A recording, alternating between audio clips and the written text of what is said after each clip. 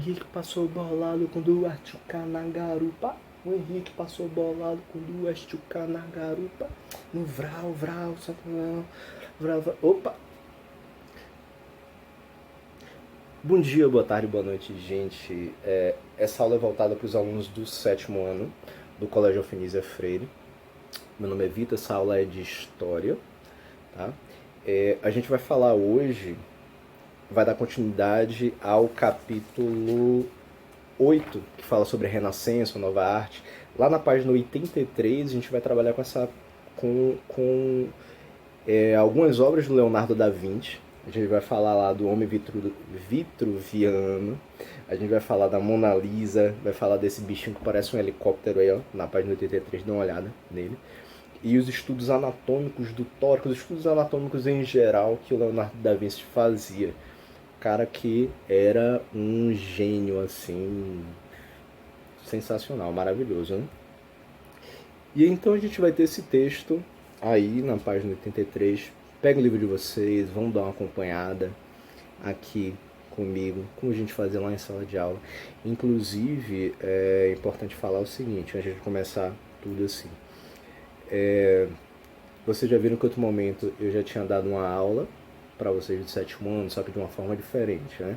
Apresentação de slides, tal, eu falando e tudo.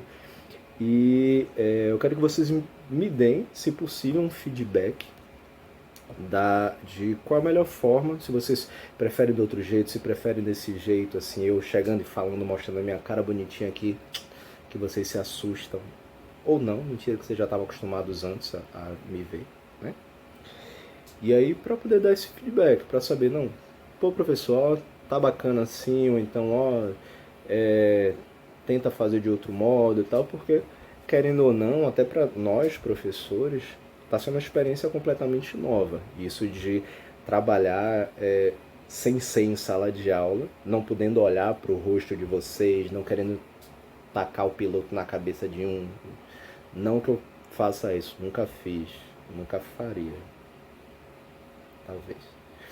Mas enfim. E aí então é uma experiência nova para todo mundo, para nós professores, para vocês alunos também, porque é um saco ter que ficar na frente da tela do computador, do celular, assistindo uma aula que, em sala, pelo menos, tem aquela interação, tem os colegas do lado, tem as brincadeiras que a gente acaba fazendo em sala de aula, conversando com o professor. Se o negócio tá meio chato na hora, a gente brinca um pouquinho, faz um negócio, uma extroversão, uma besteira e tal, e depois volta à parte séria. E aqui não, a gente não tem esse contato direto, não tem como interagir, de conversar, de brincar, de dar risada, nem nada. Então é um pouco mais sério, um pouco mais frio, né? Então, quando a gente puder, o quanto a gente puder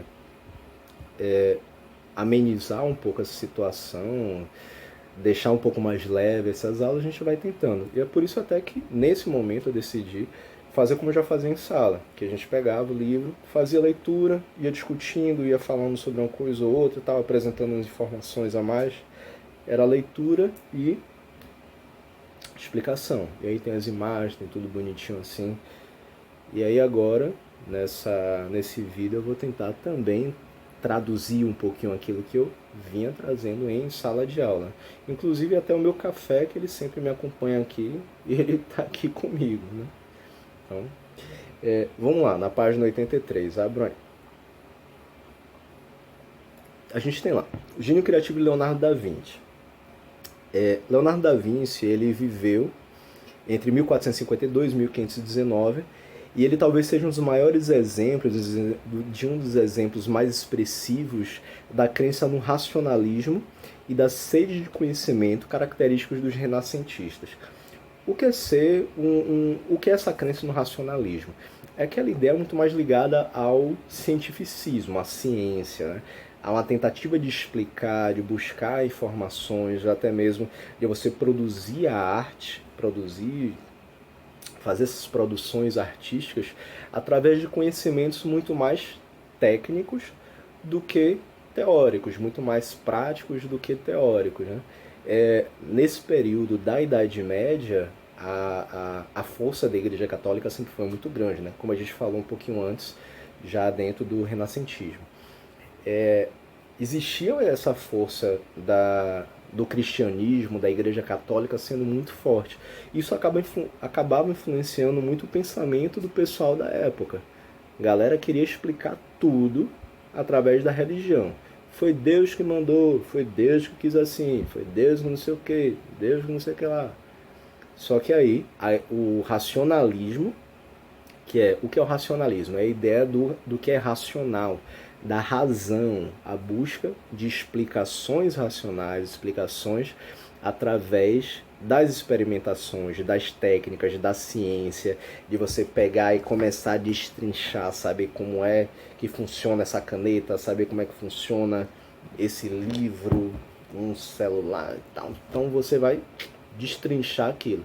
Deixa de ser uma explicação meramente subjetiva, através do que passaram pra gente. Ah, tá na Bíblia. Ah, foi Deus que falou, o padre falou, abemos. Não, aí o racionalismo ele vai tentar buscar sempre deduções lógicas, explicações lógicas. Leonardo da Vinci ele vai ser um dos grandes expoentes desse período no Renascimento, porque o cara fazia 986 coisas diferentes. Por quê? Para ele, aprender é a única coisa de que a mente nunca se cansa, nunca tem medo, nunca se arrepende. De vez em quando a gente se arrepende, né? De aprender uma coisa, fala assim, meu Deus do céu, não precisava aprender isso. Para que eu vou usar essa bagaça aqui na minha vida? Pai do céu, arranca matemática da minha cabeça. Brincadeira, matemática é legal, viu, gente? Só dizendo assim.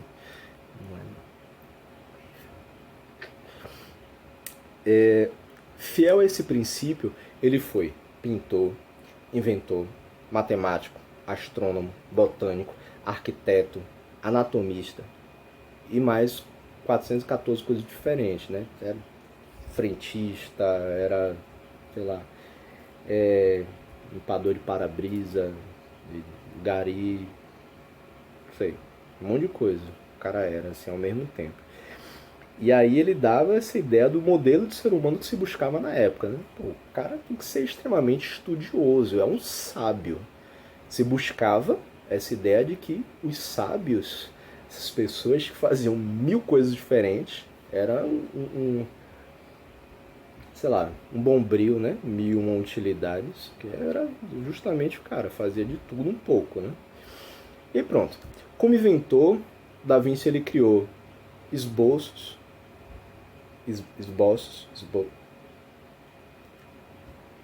Pergunta lá pra Cleide se é esboço ou esboço.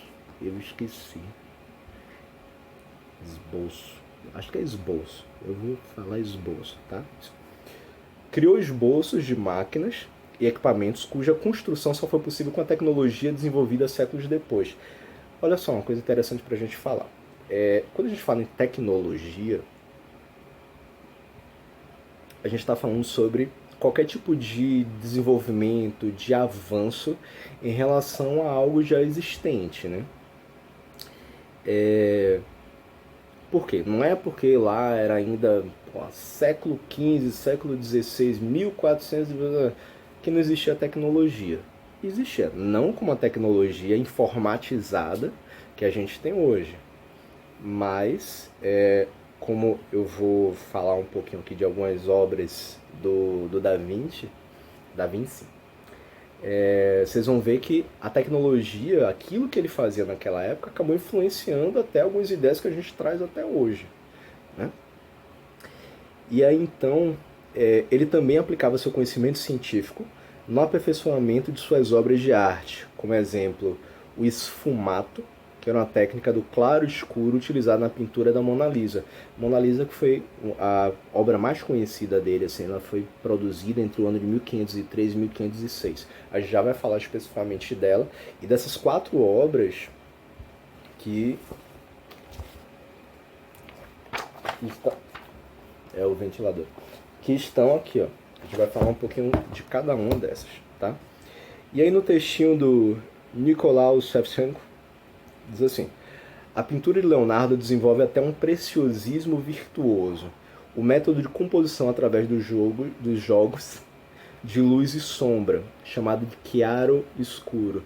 O período do Renascimento artístico, por sinal, apesar de ser aula de história, né, aqui, isso é muito ligado à arte. Mas porque durante o Renascimento, aquilo que vai tocar na alma das pessoas, essa parte artística, mas que vai influenciar em tudo que existe nesse período renascentista. Tudo aquilo, na parte da política, nas invenções, na tecnologia, no modo de viver da sociedade e tal. Então, o Renascimento vai ser tudo isso, não se limita só a essa parte artística. Tá? E aí, então, pronto. Aí a gente tem esse jogo de luz e sombra, do chiaro e escuro. Né? É a ideia de você conseguir numa pintura, por exemplo, colocar uma luz que é direcionada a um determinado ponto, e ali vai ficar iluminado, e tudo que existe ao redor, toda a parte que está em volta, que não recebe essa luz diretamente, ele vai aparecer sombreado. E isso vai dar uma ideia de profundidade, né? É tipo vocês me olhando aqui na câmera, assim, tem a parte mais escura lá no fundo, e aí tipo, eu tô aqui na frente, eu tô mais iluminado, eu sou um ser iluminado aqui na frente de vocês, e aí aquilo que está aqui atrás, ele vai aparecer de uma forma um pouco mais sombreada, sem tanta claridade, sem tanta luz. Aqui, no entanto, porque a luz está vindo daqui de cima, né? Tá? Estou sendo iluminado. Mas dá para compreender, e a gente vai ver a obra de Mona Lisa, vai dar para perceber um pouquinho disso também. Em lugar de definir com linhas nítidas o perfil das figuras que retrata, e aí vai ser a ideia do esfumato. Esfumato, o próprio nome se lembra um pouco de fumaça, né? Esfumado, assim, né? Como se tivesse um pouco de fumaça, esfumato.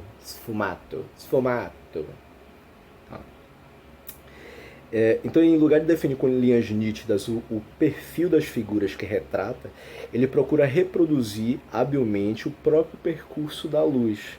Então, recebeu iluminação aqui, os contornos da própria Mona Lisa. Já vou colocar a imagem na tela. A imagem na tela para vocês. Já vou colocar a imagem na tela para vocês quando eu for falar mais especificamente sobre a Mona Lisa. E aí vocês vão conseguir perceber um pouco melhor isso aí. Tem que ver isso daí, tá ok?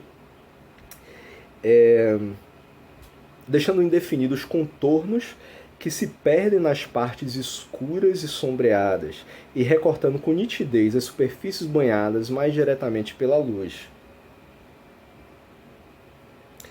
O efeito é um realismo maior das figuras e o tom geral de unidade e homogeneidade que realça a atmosfera da pintura. E pronto. Nesse caso especificamente, a gente vai ter aí 4 imagens referentes a obras, a trabalhos de Leonardo da Vinci. E eu vou falar um pouquinho de cada uma delas. O primeiro deles vai ser lá do Homem Vitruviano, que é essa imagem que vai aparecer na tela aí agora.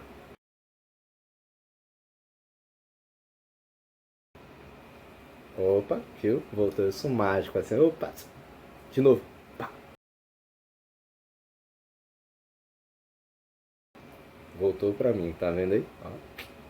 Sou fera, meu irmão. Tá pensando o quê?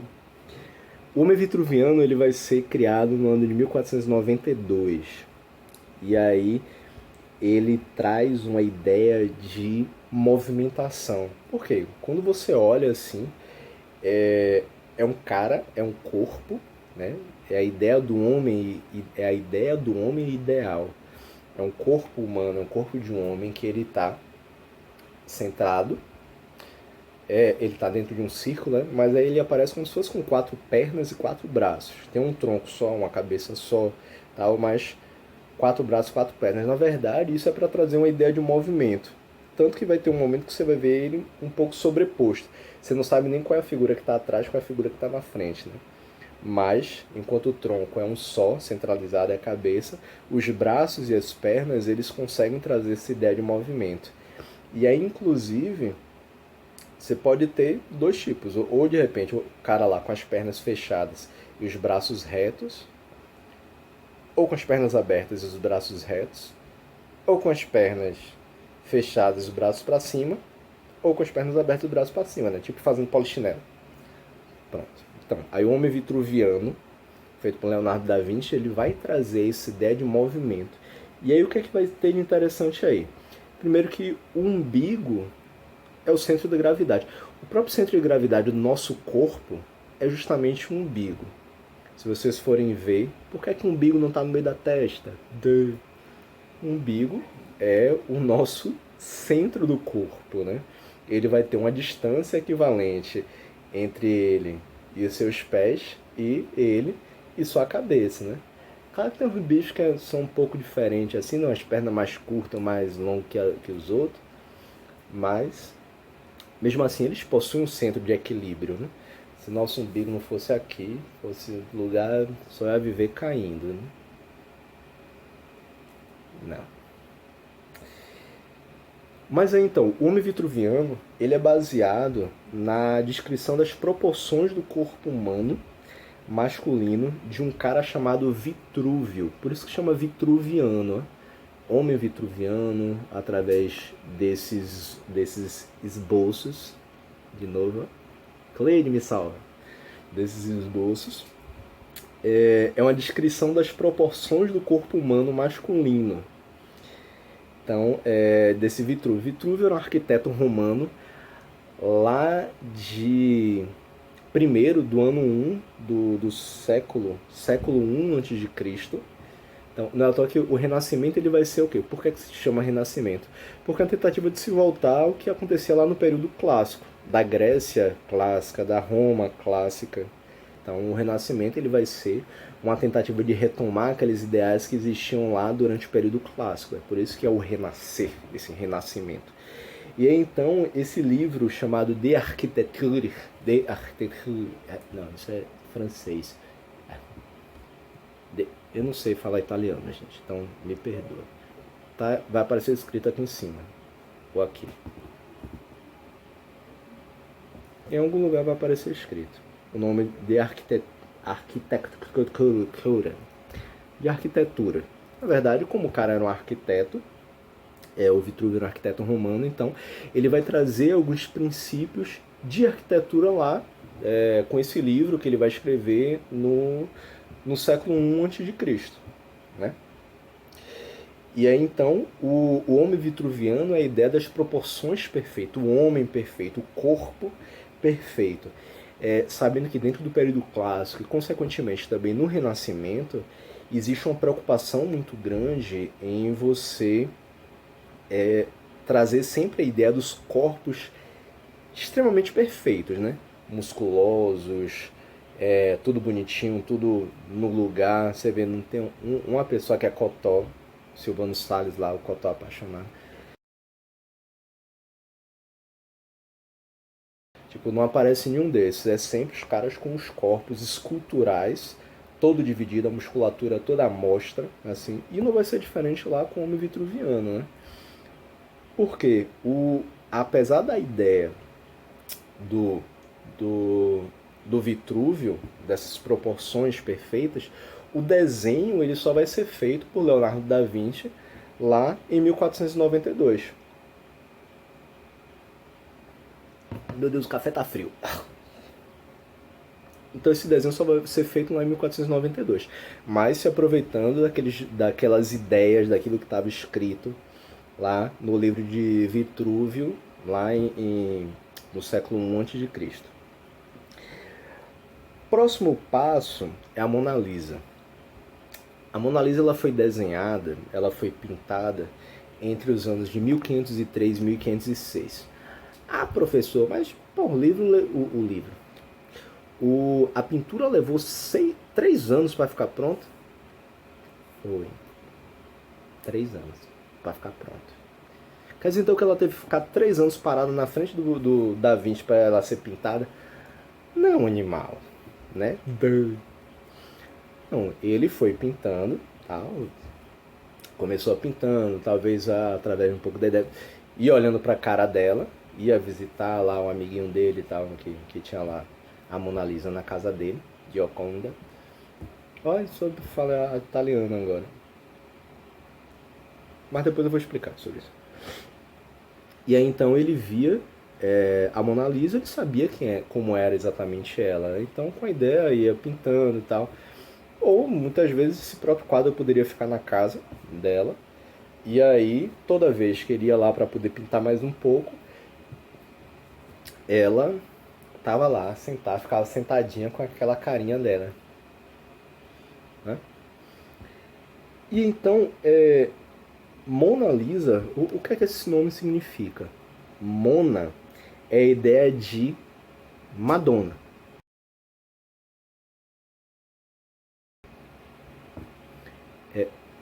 Não é essa Madonna que apareceu aí não, tá? Só, tipo, Mona significa Madonna, mas com a ideia de senhora, madame. Madonna, olha, tá lendo? Madonna, madame, a senhora. Ela também era conhecida como Gioconda, Gioconda, né? Tô falando italiano pra caramba, né? Também era conhecida como Gioconda, que aí pode significar mulher alegre. E a gente é o seguinte, algumas das ideias a respeito de quem seria essa Mona Lisa, porque ela sempre foi um enigma, né? As pessoas olhavam pro quadro dela e falavam assim, ah, pô, porque o olhar dela denota isso, porque o sorriso dela apresenta tal coisa. Tal. Então, sempre há diversas interpretações, sempre houve diversas interpretações a respeito desse quadro da Mona Lisa. Né? Vocês podem ver bem aí, ó, essa Mona Lisa aí agora. Pronto, então. E aí vocês conseguem perceber algumas coisinhas assim que a gente vai falando aos pouquinhos. Primeiro, uma das explicações de quem seria essa Mona Lisa é o nome Mona, Madame, Lisa de Gioconda. Quem seria essa mulher? A esposa de um figurão da cidade de Florença. Um figurão de um cara muito respeitado dentro da sociedade, né? Então, ela teria sido a esposa desse cara e aí foi contratado, o Leonardo da Vinci foi contratado para poder pintar ela, representar ela. E por que essa é uma das ideias mais fortes, uma das hipóteses mais fortes em relação à Mona Lisa? Foi porque alguns documentos da época, tá, diziam que ele estava justamente pintando um quadro dela. Então, pô, tá mostrando bem claramente. Claro que esse documento foi descoberto um pouco mais recentemente, mas se dizia realmente que ele estava pintando um quadro dela a pedido desse figurão de lá de Florença, né? E aí algumas outras ideias que vão juntando, encaixando alguns papéis, você tinha lá. Ela teria tido um filho recentemente. Essa Lisa, de Gioconda, ela teria tido um filho recentemente. E aí então encomendou-se a pintura para comemorar um momento. Você passa 3 anos comemorando um momento, né? Você termina de pintar o quadro e a criança já está na faculdade, praticamente. Meio complicado por isso, né? Mas, enfim. Uma outra análise que foi feita em cima dessa imagem, através dessas informações que foi ganhando o corpo, era que ela mostra que camadas de tintas nas primeiras versões dão uma ideia de que existe um véu por sobre o cabelo dela.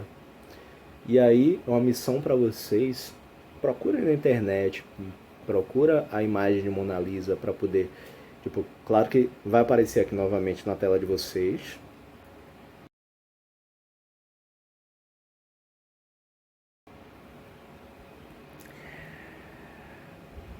Mas talvez não dê tempo de vocês pararem para analisar direitinho, assim, então vocês paralisam na hora que eu colocar. Não sei como é que vai ficar a qualidade da imagem também, mas enfim. Vocês conseguem perceber que existe uma espécie de véu, mas bem clarinho, bem de leve mesmo, por sobre a cabeça dela, por sobre o cabelo dela. Fica realmente parecendo isso. Então é uma das possibilidades que ali teria um véu Por quê? Esse véu nos cabelos ele era muito usado na época quando as mulheres estavam grávidas ou elas tinham tido filho recentemente. Então, uma das possibilidades que se trabalha a respeito dela seria justamente isso, né? E aí vocês param para imaginar várias das histórias também sobre ela, sobre, como eu tinha falado, o olhar enigmático, ou então esse... Até vocês podem parar para pensar assim, o que é que esse sorriso dela quer dizer?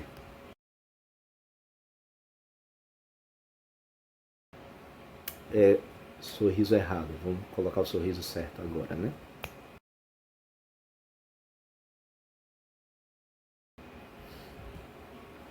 Pronto, isso aí. O que é que esse sorriso quer dizer? Significa que ela estava alegre, que ela estava angustiada, que ela estava com dor de barriga, que ela estava feliz, que ela estava, sei lá, tinha tirado nota baixa na escola, que ela estava no meio de uma quarentena e aí sendo obrigada a assistir um professor chato pra caramba falando pra vocês, assim, ou, quer dizer, no caso falando pra ela, tal. Então, diversas análises se fizeram em relação ao sorriso da Mona Lisa, né? Qual a hipótese desse sorriso? O que é que esse sorriso dela quer dizer? Ela estava lá desesperada, estava sorrindo, simplesmente, feliz. Ficou 3 anos parada sendo pintada, então estava de saco cheio. Não se sabe exatamente, mas algumas pesquisas aí dizem que ela estaria, algumas análises, se aproveitando da tecnologia inclusive, só que é algo mais recente, claro, diriam que ela estava feliz. Né? Se estava mesmo, não sei, né? Pode ser que o marido dela ia ser chato pra caramba, então não dá pra saber. Outra hipótese que se utiliza também para essa imagem é que seria o próprio Leonardo da Vinci vestido de mulher.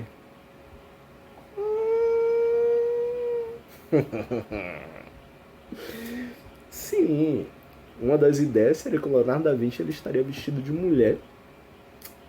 Na verdade, não exatamente ele vestido de mulher, mas uma representação feminina dele. E por que é que surgiu essa hipótese?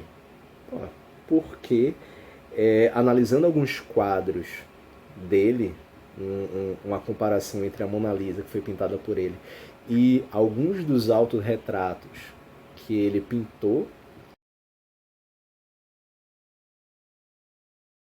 também você consegue encontrar alguns traços que são muito semelhantes, né? Então você para pensar assim, pô, será?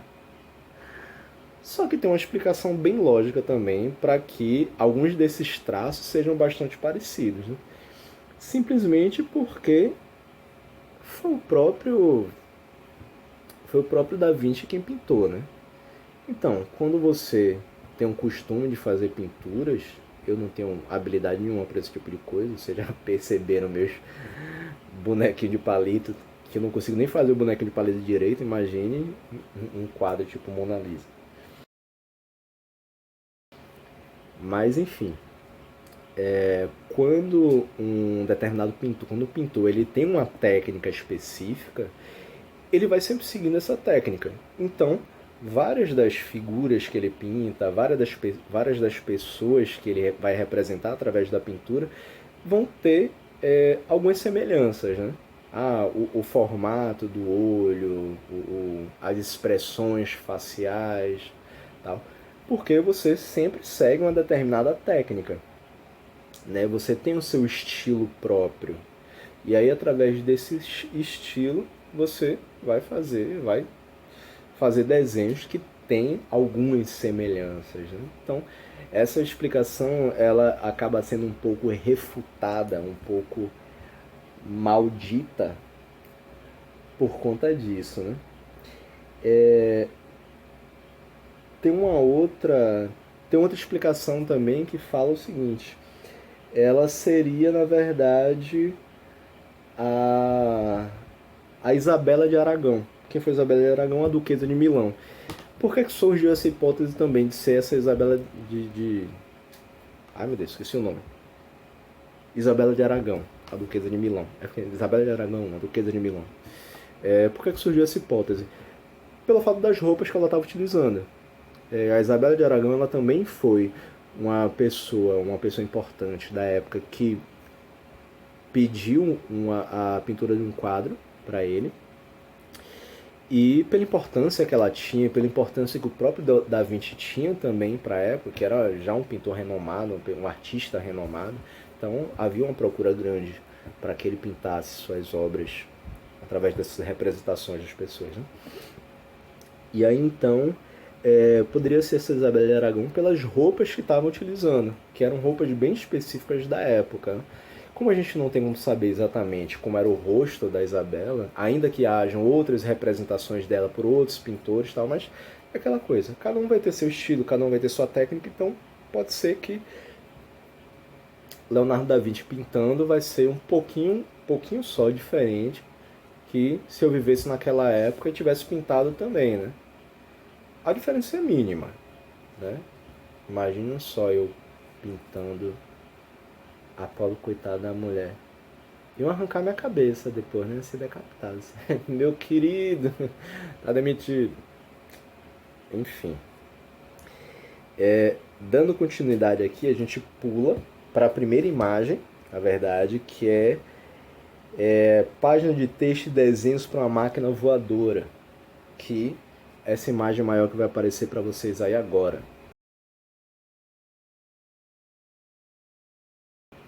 Essa máquina voadora, essa ideia de Leonardo da Vinci, uma das ideias fantásticas que ele teve, é como se fosse um precursor de um helicóptero. Então, é só vocês verem o formato, vou mostrar de novo a imagem aí para vocês, ó.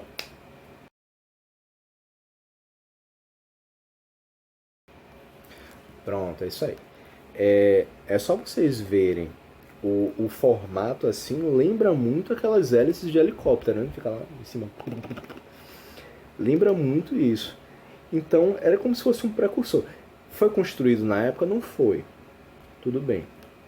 Mas, parando para analisar a forma que foi feita, as próprias ideias que ele teve, tal, você consegue perceber muito que há uma possibilidade imensa disso ter influenciado na construção posterior do helicóptero. Né?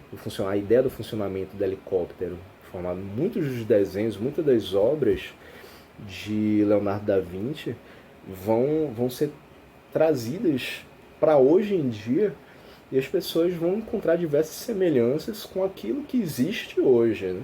A partir desses desenhos. Por último, entre essas imagens do Leonardo da Vinci, tem essa daí do topo da página, essa imagem que vai aparecer aí para vocês agora.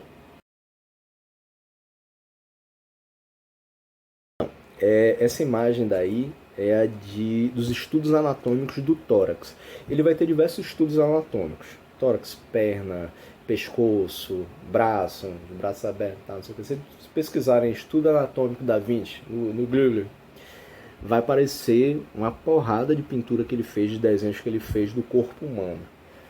E uma parada muito fantástica, né? O cara conseguir fazer com uma riqueza de detalhes tão grande assim, ou o cara é um extremo psicopata, ou então um cara extremamente estudioso. Espero que tenha sido estudioso. Enfim, ele tinha esse fascínio pelo corpo humano, né?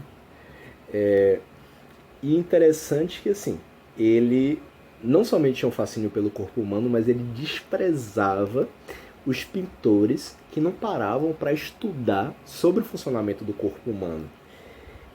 Não se preocupavam em aprender como era a anatomia humana.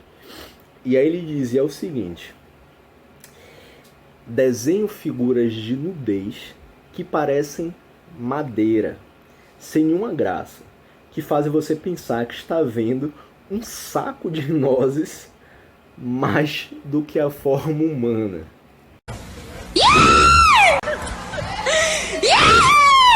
Tá com pau,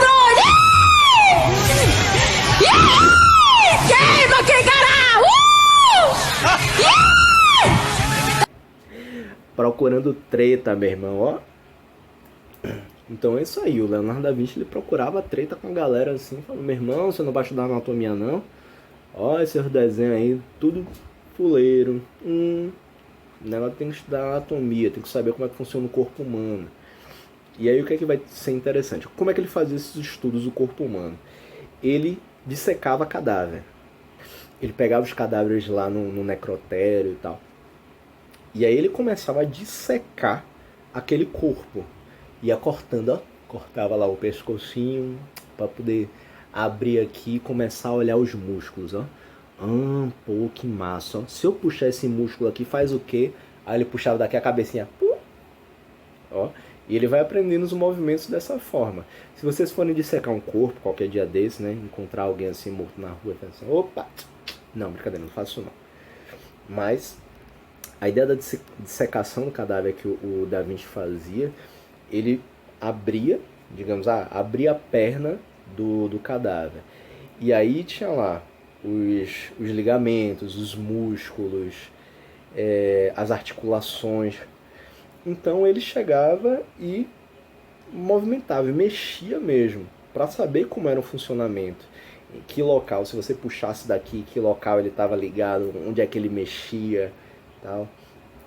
Então, esses estudos de anatomia que ele começa a fazer é através das experimentações. Lembra quando a gente fala sobre racionalismo, sobre cientificismo, ciência, conhecimento empírico, experiências, tal? É justamente isso. O cara começa a mexer em tudo para poder conhecer como é o funcionamento do corpo humano e como é o funcionamento dos movimentos, o que é que vai movimentar o corpo humano. E aí a gente volta lá para o homem vitruviano que o Leonardo da Vinci faz, né? Da Vinci. Da Vinci, da Vinci, da Vinci, 20, como se fosse X, né? Vinci. Importante que você sabe quem é, né? Inclusive você sabe que as tartarugas ninja, eles todos têm nome de artistas que viveram durante esse período do Renascimento, né? É o Leonardo da Vinci, o Rafael de Sanzio, o Donatello e o Michelangelo. Tá? O Mestre Splinter eu não sei, tá? Antes que vocês perguntem, e o Mestre Splinter? Não sei, era um rato. Um rato surgiu aí, pá, não sei o que. Mas as tartarugas ninja, elas são em homenagem a esses 4 artistas lá, esses 4 pintores lá, pintores e escultores do período do Renascimento, né? Uns vieram um pouco antes, outros um pouco depois, mas todos que viveram mais ou menos naquela mesma época. Então, pergunta de prova. E aí o que é que tinha de interessante nessas dissecações, que eu já falei pra caramba, né? Ele explorava os diferentes campos da investigação, antecipando várias questões sobre a mecânica do funcionamento do corpo humano. Através desses estudos, dessas experimentações, desse negócio de você cortar, de começar a mexer, de saber qual musculatura está onde, como é que mexe isso, como é que mexe aquilo, o funcionamento do corpo humano, né? O conhecimento dele era experimental e autodidata. De acho. O que é autodidata? Autodidata é aquela pessoa que aprende por conta própria. Tipo, professor, eu estou aqui assistindo sua aula, tal, quer dizer que eu sou autodidata, já que você não está aqui para poder apontar assim. Não, vocês estão assistindo a aula. Não dá para ser autodidata. Ser autodidata é como se você pegasse um livro, sozinho, por conta própria, e começasse a ler esse livro, por mais que você tenha uma influência externa, alguém lá que escreveu aquele livro, você não está sendo ensinado, não é uma pessoa que está meio que abrindo sua mente assim, dizendo como é que funciona. Você começa a ler, você começa a experimentar, começa a desmontar um celular, sabe? E eu falo sempre de celular porque é algo que geralmente está no alcance da mão de vocês, né? Aí você começa a abrir o celular e ver, meu celular não tem tal coisa, não está funcionando. Aí você começa a mexer ali, descobrir qual é o problema. Ajeitou e tal. Aí de repente deu um outro problema, você abriu, conseguiu mexer, é uma pessoa autodidata, você vai aprendendo a saber como é o funcionamento daquilo ali por conta própria, sozinho, tal, vai aprendendo, vai a partir das experimentações, através do raciocínio lógico e tal, da razão, né? Você não fica esperando que Deus, por favor, me ajude aqui a consertar essa bagaça. Não, tá bom? E aí então o conhecimento dele era experimental, era através dessas ações que ele fazia mesmo direta, com os corpos, com as máquinas que ele ia ajeitando, ia montando assim para ver se dava certo ou não. e autodidata, né? E, inclusive, ele nunca frequentou uma universidade. Ah, professor, significa que eu não preciso frequentar a universidade. Preferencialmente, vá. Não vai ser agora, não, né? Ainda vai demorar um pouquinho até que chegue lá. Mas, preferencialmente, vá. Mas ele não frequentou uma faculdade, uma universidade. E ele teve uma educação informal. Ele não foi para a escola. O conhecimento adquirido dele foi não somente através dessas experimentações, mas também foi um ensino meio que em casa, com outras pessoas, assim, tal, sem ir para uma escola de ficar sentado na mesinha lá, com um quadro na frente, o professor, matemática, faz... Não que eu odeie matemática, viu, gente? Eu só não gosto mesmo. E aí ficar lá escrevendo no quadro e tal, e ele copiando e tal. Tem uns professores que já gostam de fazer isso, né, gente? Não me comprometam. Enfim, seus cadernos eram amontoados de rascunhos e anotações. Se você pegasse o caderno desse bicho, desse Leonardo da Vinci, vai ter esboço, tá? Esboço de novo, pra tudo quanto é lado. Vai ter rascunho pra tudo quanto é lado. Um negócio escrito em cima, assim. Tipo aquela imagem lá do que parece um helicóptero da máquina voadora, que vai aparecer exatamente agora aí na tela.